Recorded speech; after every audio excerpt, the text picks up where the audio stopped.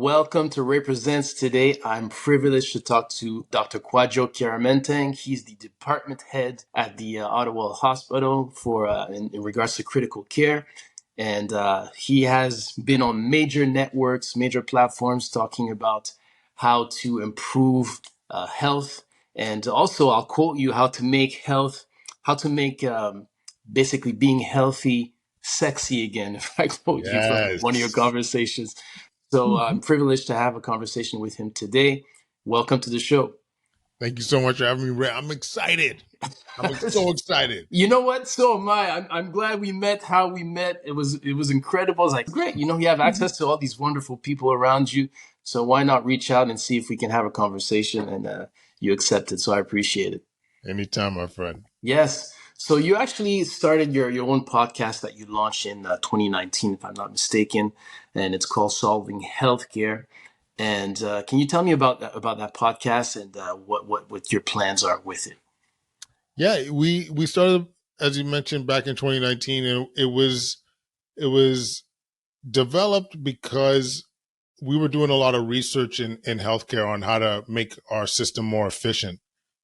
And we were producing papers that were in good medical journals, and our team was happy with the amount of success. But when you looked at what was happening within healthcare, nothing was changing. And so we asked ourselves, how do we get a word out there? How do we increase the visibility of some of our work and some of the important work that people are doing around us? So we said, let's start a podcast. We thought maybe we'd you could do a YouTube channel, you could do other means, but I'm a big podcast listener. So I said, let's just do it. And very much so in our typical style, we didn't wait too long. We just said, look, we're doing it and we're going to do it now. And within about a week and a half, we launched our first episode. And I got to tell you, my life has changed ever since. But in terms of the actual show, we cover a lot of issues on how to empower folks to get healthy, not only physically, but also mentally, because it all ties together. It's all, to me, it's all the same.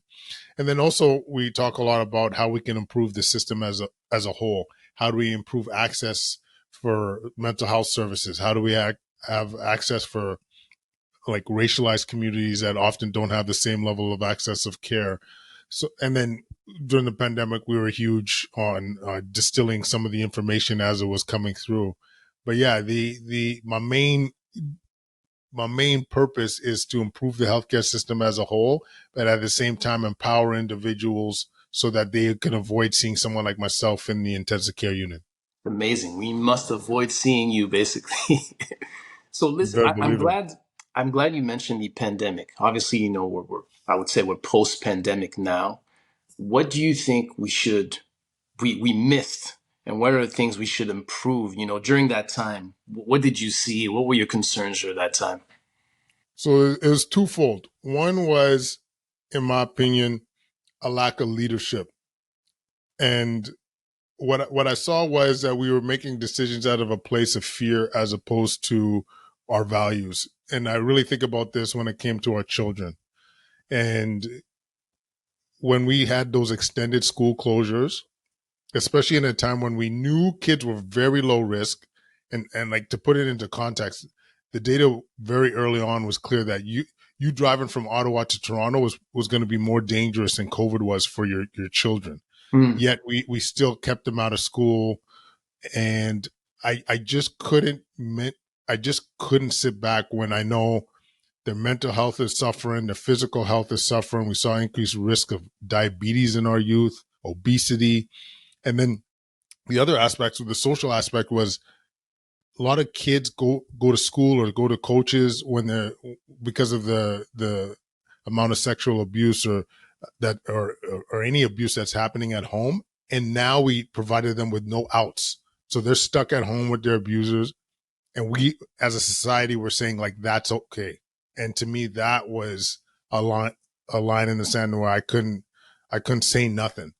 And so I even got a book coming out on September about leadership. It's called Unapologetic Leadership, for this reason. Like, I never thought I would be a voice when it came to the topic, but because of the natural progression of the pandemic, I wanted to put these thoughts to paper. So that was the one thing with the lack of leadership. And the second is that we didn't use the data in front of us to guide decisions. What I Hmm. mean by that is, we made it too political. I talked about how we treated our kids, but even when I look at some of the marginalized communities, when we knew people that look like you and I were more at risk of landing in ICU, of dying from COVID, our interventions needed to be targeted towards those groups. So initially, as an example, we saw a lot of people in nursing homes. So let's put a lot of resources to protecting the nursing homes. Then as the things progressed, it was essential workers, it was people in multi-generational homes, racialized communities. So why didn't we provide paid leave? Why didn't we provide them with shelters and places to stay if someone in the house was sick? We knew what we knew, and these are measures that maybe aren't typical, but if you let the data dictate your decisions, this to me was a no-brainer. Like, let's protect the ones that are at highest risk. And so that's where I feel like we really failed the public, but hopefully we learn for next time. Definitely, and hopefully there won't be a next time. Um, Listen, I know you caught a lot of flack for some of the stances that you had during that time. I know that was a difficult time for your family and yourself. Can you talk a little bit about that without getting into details if you don't want to, obviously? But how did you cope with? We spoke about mental health. How was that for you, having to be in the front lines and having to deal with, some of your colleagues or who didn't agree with some of your opinions, etc. Yeah, this is a great question, Ray. It was probably the most the closest I've been to quote unquote burnout was during that time. Like, it was maybe January or February, the Omicron wave of 2022. People were being relentless. They were like online. We had attacks on our families. I had people try and threaten my job. I had people trying to threaten my board positions. Like, it was just people were being cutthroat, and at the same time, I'm ahead of an ICU, so I'm keeping my people organized. We're at heights of an Omicron wave, which the main issue was trying to keep us staffed because we were all getting Omicron and we didn't have necessarily an approach to deal with mass amounts of staff being away from work. So there was a ton of stressors, and then at the same time you don't have your outlets. Like, for me, it's sport, going to the gym, and yeah. So a lot of those ways of managing weren't an option. So it was hard. I won't lie. Like, it was a time where I was, not sleeping as well as I'd like to.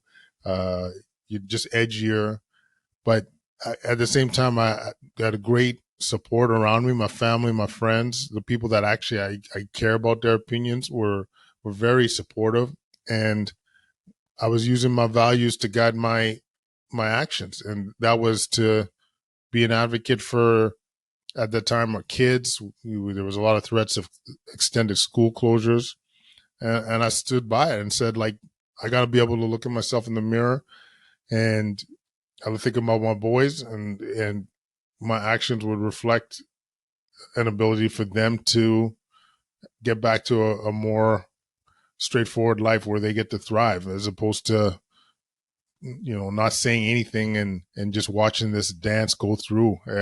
We had to do something. Wow, that's amazing. I really appreciate your courage because I know that must have been difficult. For us watching this from the sideline, I'm like, man, I know this has to be tough. I know this has to be tough, but you made it. Did you have any colleagues or people in your field that came back to you and, you know what, Dr. K, I was wrong. You were right.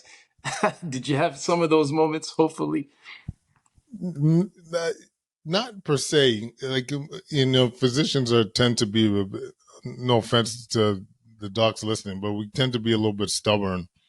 But there was no apologies or nothing along those lines. But we knew, like, I don't need that. Like, I knew that when we look at, when we take the bird's eye view, or we look back at this 5 years from now, or even now, saying, was our approach the best approach, despite a lot of people saying we need to look at this more holistically, look at how we're going to, you know, thinking that not having operations, elective operations was okay, not having cancer screening was okay, closing schools is going to be okay. A lot of us were saying we can't do this that way. And, you know, I people see it. They might not say that we were on the right side of history there, but I don't need it. I'm just glad we're, as you put it, Ray, we're in a post-pandemic phase, and it feels great. It feels great, like going to a concert, going to my kids' hockey game with no masks on, and seeing the smiles in the arena, and going to my middle kids' football game and high-fiving everybody. Like, this is life again, and we can't look back. We can't go back to the way it was. That's for sure.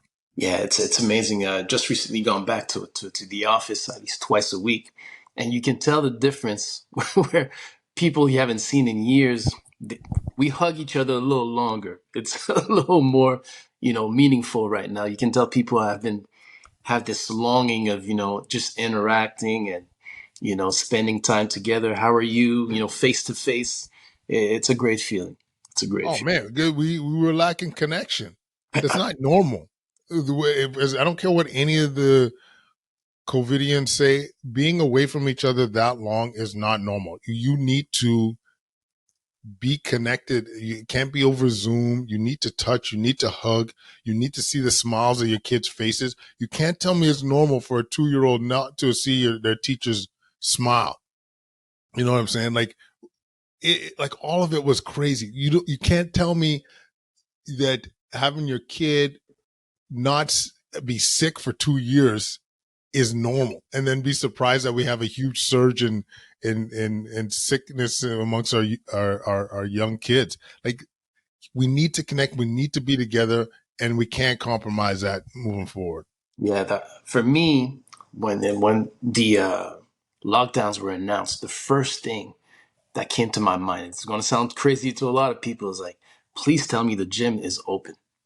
No, I looked at my wife and said, the gym is open, I'll be okay, right? And it's unfortunate, but I guess I did a lot of push-ups at home.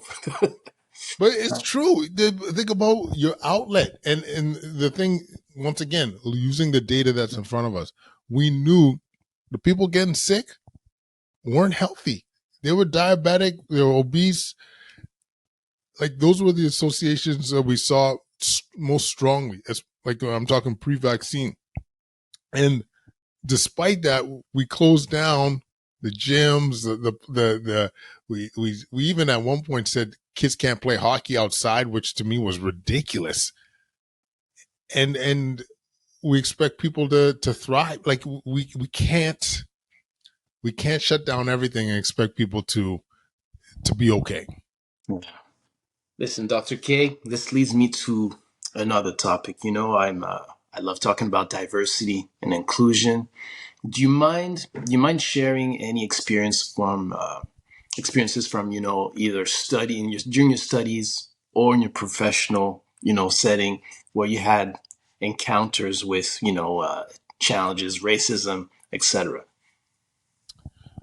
Yeah, I mean, I don't know how long you have, but yeah, it's Give me the one yeah, that comes to mind right now, the one that really. yeah. I mean, I'll tell you about a recent one, which uh, so as I mentioned, I'm the head of the ICU here at the Ottawa Hospital, and I was I was seeing a patient. I was being introduced as the head of the department or chief of the department, and this patient says, like, chief of department. It's like maybe chief of some African tribe or something, and it's hard to believe, like, in 20 at the time it was 2022, that this stuff still happens, but you're up against it your whole career. Like, this is the reason I started a Black mentorship program. The ability to get in when not many people look like you, or have the similar background, is a challenge or had been a challenge. Now we've done a lot better in terms of seeing the value. I've seen how our people are mistreated based on the color of their skin, less likely to get pain meds. If if you look south of the border, your baby or your as a mother of a newborn, you're more likely to die or have serious complications just based on the color of your skin. And so, yeah, it's something that I take very seriously. And even I must say in leadership positions too, like it's a lot of places say they want diversity, but do they want your opinion? Do they want that diversity in opinion? Um, Hmm. it's a whole nother kettle of fish that I've been introduced to is what does it mean to be in a leadership position as a person of color?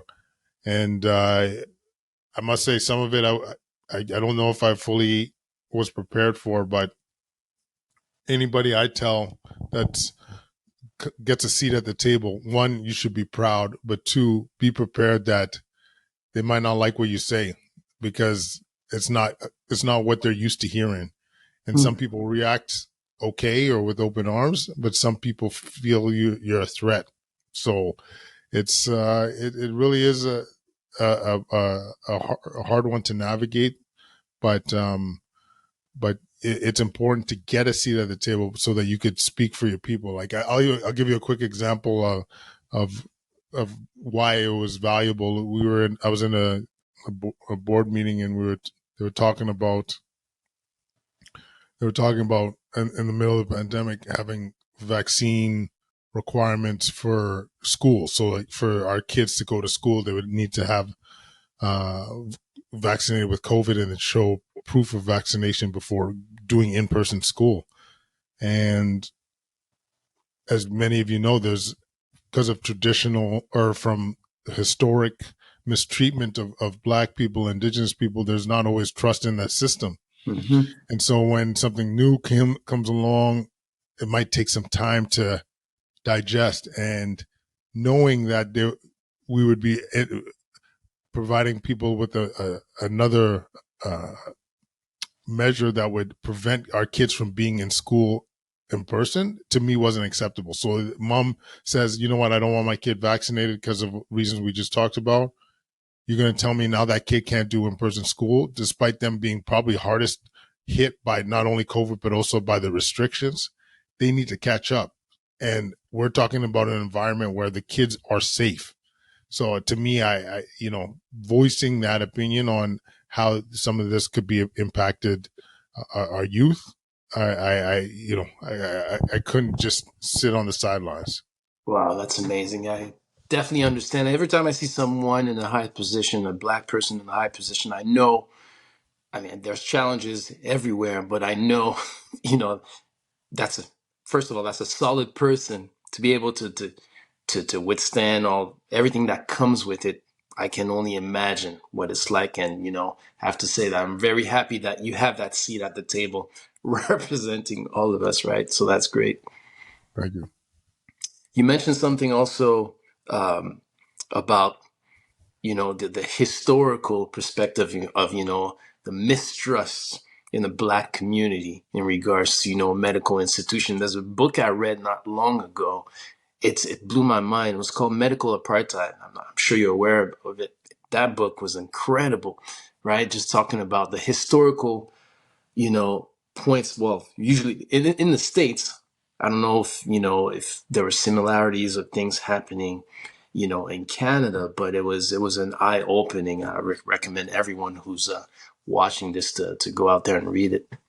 So my last question for you. No, go ahead. Go ahead. No, I was going to say 100%.